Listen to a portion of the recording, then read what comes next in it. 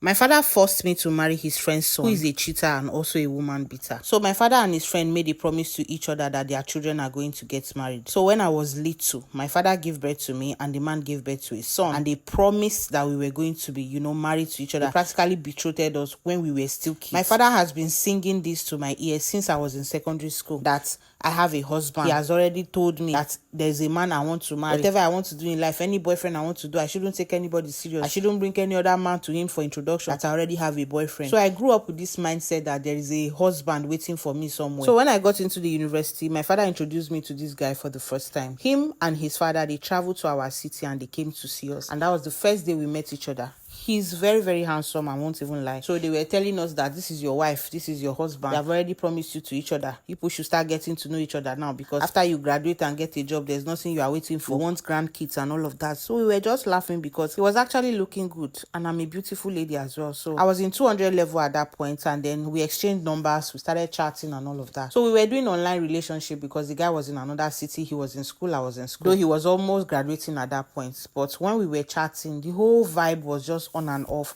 Sometimes we'll talk, sometimes we'll not talk. 1 week, I believe that he had a girlfriend. Me too, I had a boyfriend at that point. We were just doing what we were doing. So we disconnected at some point, and when I graduated, I later found out that he was now abroad. So I graduated, went for service, I got a job, I was doing business on the side as well, until he came back to the country. I was like, oh, can we see, let's take our relationship seriously since we are already betrothed and all of that. So I said, okay, cool. We actually had a nice time. That was the first time we ever were intimate. After he came back from abroad, we stayed in a hotel for about a week. Everything was just okay. The vibe was better, probably because we were more matured. So everything was going okay. I felt like we were in a serious relationship. So he traveled back abroad and the communication was actually better. We were constantly checking up on each other, constantly on calls. He was sending me money. The relationship was progressing until he told me that the next time he's coming, we are getting married, that he doesn't want to wait any longer. He's in love with me. He has fallen deeply. And I won't even lie, I fell in love with him as well. So the next time he was coming into the country, we actually got married. While he was there, he was sending money for preparation and everything. Immediately after our wedding, I now found out that this guy is a chronic cheat and a woman beater. The way he speaks to people on the phone is actually very funny. I've experienced it once, but I felt like, okay, he was angry at the person. But whether it is his mother, his sister, ladies, he's just aggressive over the phone, and he has never been that with me before. So I kept on noticing that, why is this guy so aggressive? I said, anyway, so far he's not doing it with me, that's not my business. So he stayed for like a month and few weeks after our wedding, and then he traveled back. Told me he was going to come back in 3 months time, which he did. So when he was supposed to come back, this man changed his flight dates multiple times, not knowing that he had plans to go and sleep with different girls. That's why he was giving me different dates. The initial date he told me was the day he landed Nigeria, but he was lodged in a hotel for over 2 weeks, sleeping with different girls. It was as if he was doing a marathon. Even before he goes back, he will still go and lodge in a hotel. I'm like, we are in the same city. This is Lagos. You can fly from Lagos. He said no, he wants to go to Abuja first. He prefers flying from Abuja, all because he wants to cheat. So he traveled back and told me that the next time he's coming, he's going to spend so much time with me, about 6 months. I said, okay, no problem. So when he came back, he actually spent 6 months, and that was the worst 6 months of my life. In that 6 months, this man beat me over 10 times. I found out that he was cheating. Anytime he's coming into the country, he will lodge in a hotel and go and do marathon before he will come to the house. I treated STDs. I told my father, I said,